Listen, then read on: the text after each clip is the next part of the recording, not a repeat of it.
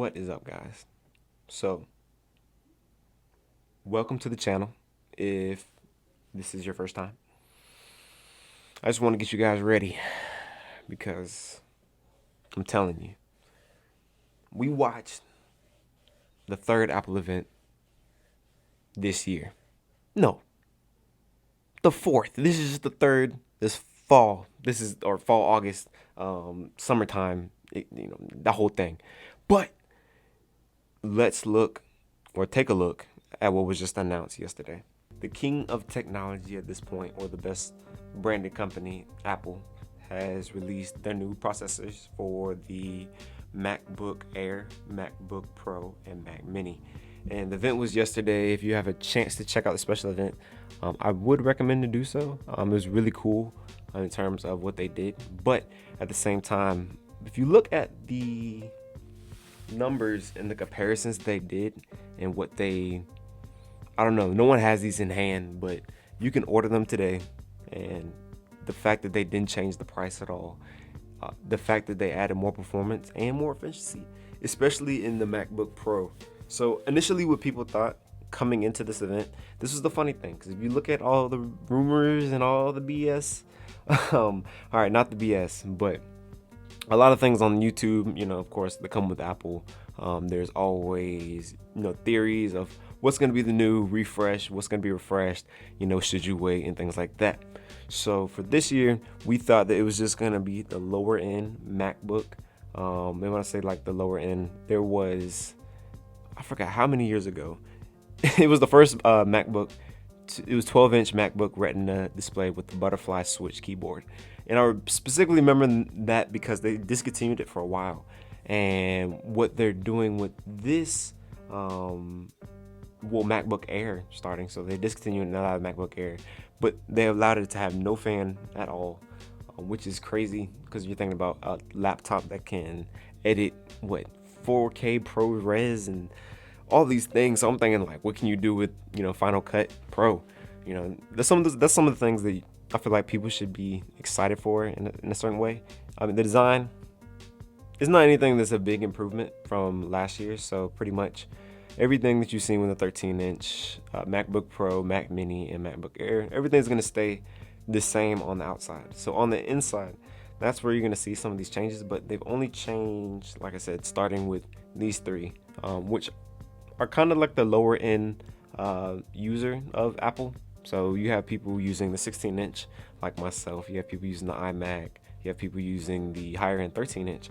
All of these have Intel quad core, 6-core, 8-core CPUs inside of it.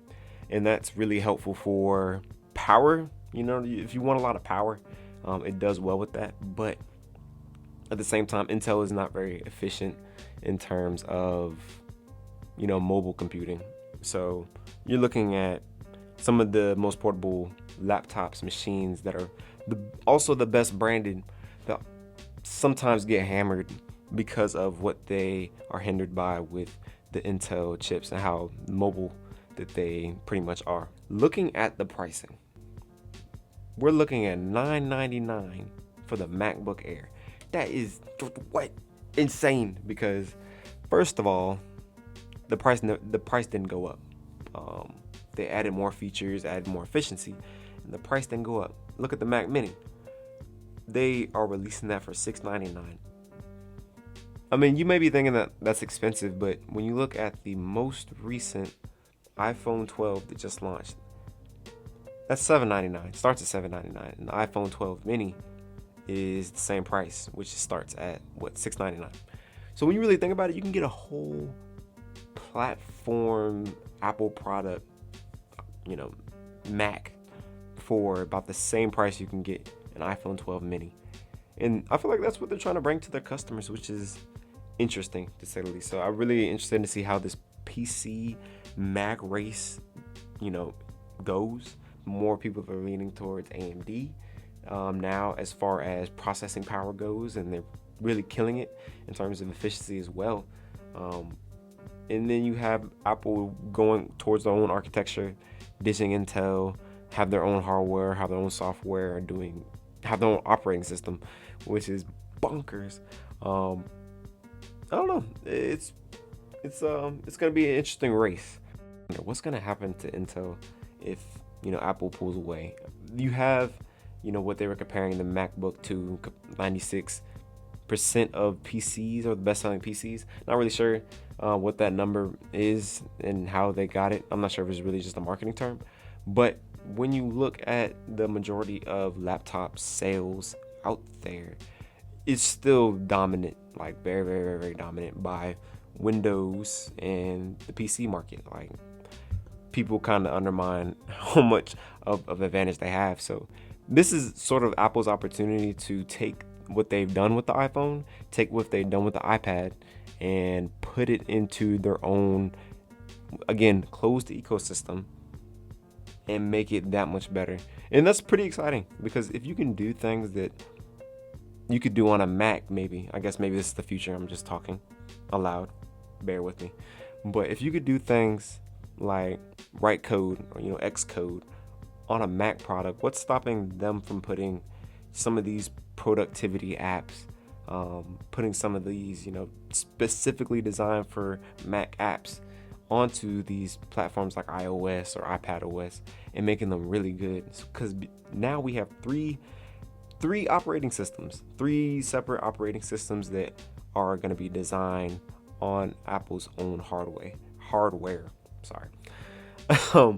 But I mean, that's exciting. Like, if you guys know anything about operating systems and the architecture and everything that goes in that, it's pretty extreme.